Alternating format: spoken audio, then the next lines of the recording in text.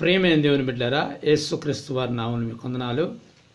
ఈరోజు ఒక ముఖ్యమైన విషయాన్ని మీకు తెలియజేయాలని ఆశపడుతున్నాను. అదేమిటంటే, క్రైస్తవులు పచ్చబొట్లు పొడిపించుకోవచ్చా? ఎందుకంటే చాలామంది క్రైస్తవులు పచ్చబొట్లు పొడిపించుకుంటున్నారు. నిజంగా పచ్చబొట్లు పొడిపించుకోవచ్చా అనే అంశాన్ని మనం ఈరోజు తెలుసుకుందాం. తెలుసుకునే ముందు యేసుక్రీస్తు వారి నామమున మీకు వందనాలు. యేసు పలుకుతున్న మినిస్ట్రీ తరపున మీకు శుభం కలుగుగాక. ఒక వచనాన్ని బైబిల్ నుంచి మనం చదువుదాము. లేవియకాండము 19వ అధ్యాయము 28వ వచనం నేను చదువుతాను. చచ్చిన వారి కొరకు మీ దేహమును చీరుకొనకూడదు, పచ్చబొట్లు మీ దేహమునకు పొడుచుకొనకూడదు. నేను మీ దేవుడినైన యెహోవాను. ప్రభువా, ఈ వాక్యాన్ని దీవించి ఆశ్రయించి అర్థం చేసుకున్న జ్ఞానాన్ని బిడ్డలు దయచేయమని యేసు నామమున అడుగుతున్నాను తండ్రి, ఆమేన్. ప్రియమైన దేవుని బిడ్డలు గమనిస్తున్నారా? పచ్చబొట్లు అనేవి పొడిపించుకోకూడదు. ఈ రోజుల్లో క్రైస్తవులు అనబడే వాళ్ళు పచ్చబొట్లు పొడిపించుకుంటున్నారు. నేను చాలామంది క్రైస్తవులు చూశాను. తిరణాలకి వెళ్ళేది, పచ్చబొట్లు పొడిపించుకునేది, చర్రం మీద బొమ్మలు వేపించుకునేది, లేకపోతే ఈ గుండ్ల మీద ఈ రొమ్ముల మీద ఏం చేస్తారండి, లవుగుతులు వేసుకునేది, రంగులు వేసుకునేది ఈ దేహం మీద. కొంతమంది అయితే లవ్ ఫెయిల్ అయిందనుకోండి, ఏం చేస్తున్నారు, బ్లేడ్ పెట్టేది, కోసేది, ఆ రక్తంతో లెటర్ రాసేది. కొంతమంది ఆ లవర్ పేరుని ఏం చేస్తున్నారంటే ఈ శరీరం మీదనే గుచ్చుకుంటారు, సూది పెట్టి గుచ్చుకునేది. ఫెయిల్ అయినందువల్ల, అంటే లవ్లో ఫెయిల్ అయినందువల్ల శరీరాన్ని పాడు చేసుకుంటున్నారు క్రైస్తవులే. ఇప్పుడు చెప్పేది క్రైస్తవ బిడ్డల గురించి నేను చెప్పేది. అర్థమవుతుందా? గమనిస్తున్నారా? చూడండి, ఈ శరీరాన్ని పాడు చేసుకుంటున్నారు. పాము బొమ్మ వేసుకునేది, గెద్ద బొమ్మ వేసుకునేది, పచ్చబొట్లు పొడిపించుకునేది, వెనక ఈపు మీద రొమ్ము ఈ రెక్కల మీద పొడిపించుకునేది పచ్చబొట్లు, ఈ రొమ్ముల మీద పొడిపించుకునేది, చేతుల మీద పొడిపించుకునేది, ఇవన్నీ వచ్చేస్తుంది క్రైస్తవులే చేస్తున్నారు.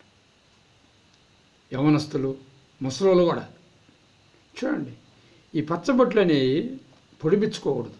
ఎందుకంటే ఈ దేహం అనేది దేవుడు మనకిచ్చింది. చూడండి, యేసు ప్రభు చెప్తున్నమాట ఇక్కడ మనం గమనిద్దాము. 1 కొరింథీయులకు రాసిన పత్రిక 6వ అధ్యాయము 19వ వచనం చదువుతాను. మీ దేహము దేవుని వలన మీకు అనుగ్రహించబడి మీలో ఉన్న పరిశుద్ధాత్మకు ఆలయం ఉన్నదని మీరు ఎరుగురా? మీరు మీ సొత్తు కారు, విలువ పెట్టిన కొనబడిన వారు కనుక మీ దేహంతో దేవుని మహిమపరచండి. ఈ దేహంతో దేవుని మహిమపరచమని చెప్పాడు, కానీ ఈ దేహం మీద పచ్చబొట్లు పొడిపించుకోమని, ఈ దేహం మీద ఇలాంటి ఏంటి అవి రాయమని, ఈ దేహం మీద బొమ్మలు వేసుకోమని, ఈ దేహాన్ని చెరుపుకోమని దేవుడు చెప్పలేదు. అర్థమవుతుందా? కొన్ని దగ్గరలు చూస్తే చూడండి, కొన్ని దగ్గరలు చూస్తే ఏం చేస్తారంటే క్రైస్తవులే వైద్యులు ఏం చేస్తారంటే కొరలతో కొట్టుకోండి, కొన్ని రోగాలకు అలా కొట్టుకుంటే జబ్బులు బాగా అవుతున్నాయంట. కొన్ని రోగాలకు ఏం చేస్తున్నారు, బాగా కాల్చేదను ఆ పుండు మీద పెడుతున్నారు, దానివల్ల కొన్ని రోగాలు బాగా అవుతున్నాయంట. చూడండి, ఇవన్నీ క్రైస్తవులే పాటిస్తున్నారు. క్రైస్తవులు ఈ పనులు చేస్తున్నారు. శుభ్రం డాక్టర్ దగ్గరికి వెళ్ళి చూపించుకోవడమా, లేకపోతే ప్రార్థన చేసుకోవడమా, అది చేయాలి. కానీ ముందు ప్రార్థన చేసుకోవాలా, తర్వాత డాక్టర్ దగ్గరికి వెళ్ళి కూడా చూపించుకోవాలా. డాక్టర్ దగ్గరికి పోకూడదు అని బైబిల్లో ఎక్కడా లేదు. డాక్టర్ దగ్గరికి పోవాలా. ఈ అంశాన్ని నేను ఇంకో వీడియోలో చేస్తాను. ఎందుకంటే బైబిల్ డాక్టర్ దగ్గరికి వెళ్ళమంటుందా, డాక్టర్ దగ్గరికి వెళ్ళి చూపించుకోమంటుందా లేదనేది ప్రభు చెప్పాడు ఈ మాట అనేది నేను ఇంకొక వీడియోలో చేస్తాను. అయితే దేవుడు మనకిచ్చిన ఈ దేహాన్ని మనం ఏం చేయాలంటే దేవునికి మహిమార్థకు వాడాలి. దేవుని మహిమార్థకు ఎలా వాడతాం? మోకాల మీద ఉండటం ద్వారా, చేతులు ఎత్తి స్తుతించడం ద్వారా, అర్థమవుతుంది, బైబిల్ చదువుకోవడం ద్వారా,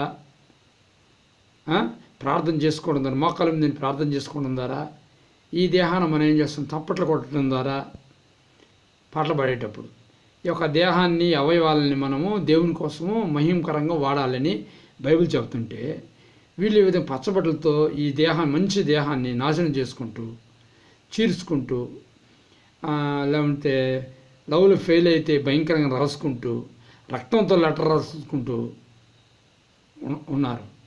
ఒకసారి ఒక యవనస్తుడు నా దగ్గరికి వచ్చి, యేసు ఏ కోరిక నెరవేరుస్తాడా అన్నాడు. మంచిదైతే నెరవేరుస్తాడని చెప్పిన. నాకు కోరిక ఉంది అన్నాడు.